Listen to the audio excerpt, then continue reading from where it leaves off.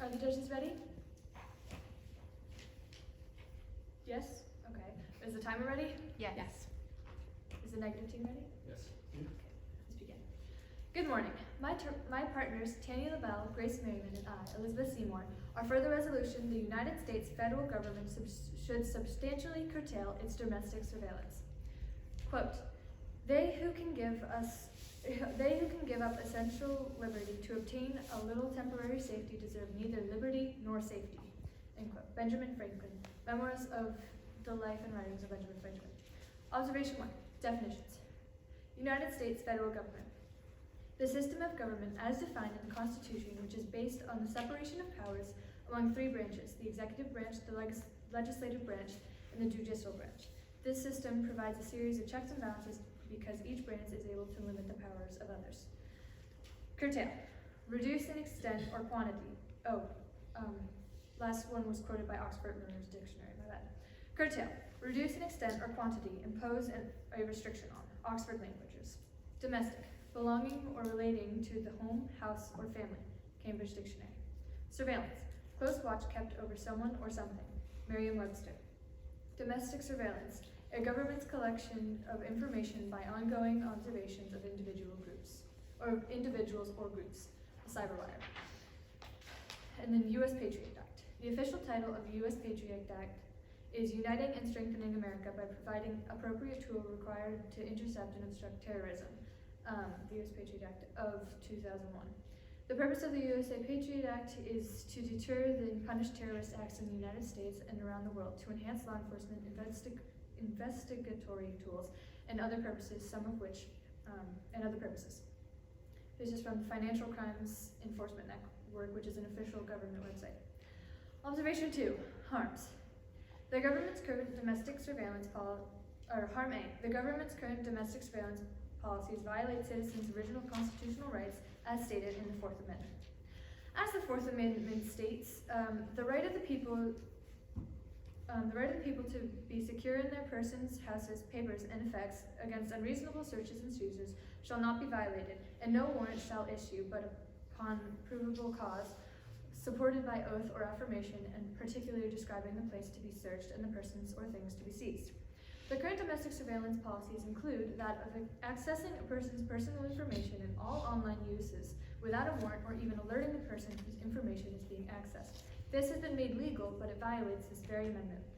Quote, there is now the capacity to make tyranny total in America. Only law ensures that we never fall into the abyss from which there is no return. James Bamford, The Shadow Factory, the ultra-secret NSA from 9/11 to the eavesdropping on America. This quote is explaining why it is so important that the Fourth Amendment and all laws and amendments are never meddled with, changed, or removed. Removing or working around laws only leads our country closer to an abyss where our country would fall apart. This is why it is important for the Fourth Amendment to not be compromised or changed, and domestic surveillance policies are one example of working around the law and violating this amendment. Not only this, but these policies are vague in explaining what they are used for exactly. Quote, the way things are supposed to work is that we're supposed to know virtually everything about what they, the government, do. That's why they're called public servants. They're supposed to know virtually nothing about what we do. That is why we are called private individuals. Glenn Greenwald. When researched, the policies only explain that they are for the good of the country, to help protect citizens in fighting off crime and terrorists, and although this is correct, there is always other reasons at the end of the list. In the USA Patriot Act, it is written, when referring to the domestic surveillance, that it is to deter and punish terrorist acts in the United States and around the world, to enhance law enforcement investigatory tools, and for other purposes. Another quote says, nobody in the government is talking. They say it is a case of national security. Kenneth E. The Spy Files. It should be that the citizens know the reasons for everything that occurs in the government. We should know about all the policies and acts made in every aspect of the government, and the government should know little about us. The government should rule the government, not the other way around. Summary. The government and government agencies are having to make amendments and go through the Supreme Court to make their domestic surveillance policies legal. They violate amendments and search personal information without warrants or letting the search know, and they keep their true intentions on the matter of domestic surveillance vague. Citizens know little about domestic surveillance policies. Harm B. The current domestic surveillance policies are dangerous to individual U.S. citizens. Quote, "We must recognize surveillance as a harm in constitutional standing doctrine. Explaining the harms of surveillance in a doctrinally sensitive way is essential if we want to avoid sacrificing our vital civil liberties." Harvard Law Review, Neil M. Richards. Our current domestic surveillance policies include that of recording everything we do, say, or look up online and keeping it stored in one database or warehouse.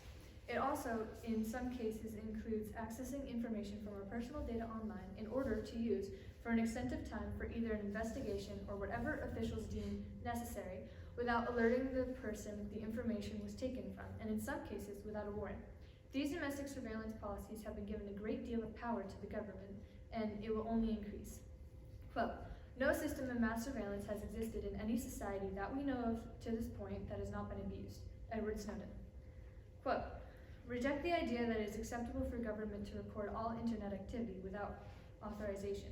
Government surveillance of the internet is a power with the potential of massive abuse.